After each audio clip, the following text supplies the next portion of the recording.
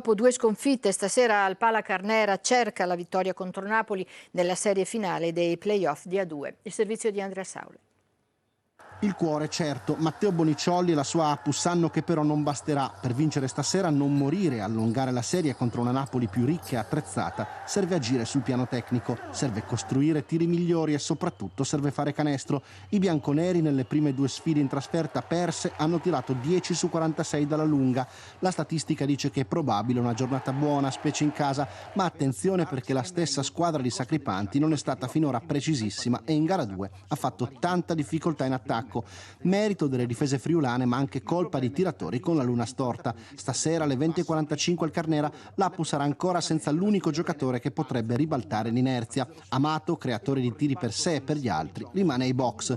Così tutto il peso sarà ancora una volta su Dominic Johnson in ripresa nella seconda sfida.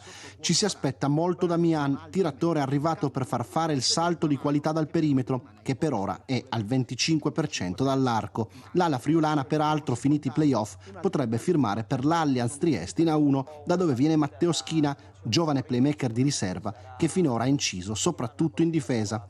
E a proposito di Trieste, si sta delineando la squadra che Franco Ciani guiderà nella prossima Serie A1. Detto di Mian, è stato intanto completato il reparto lunghi. Assieme ai confermati Delia e Grajulis e al giovane Lever, che sostituirà nello scacchiere la bandiera da Ross, dovrebbe arrivare Sagabà Konaté, centro di 2 metri, proveniente da una stagione in chiaroscuro a Saragozza e Salonicco.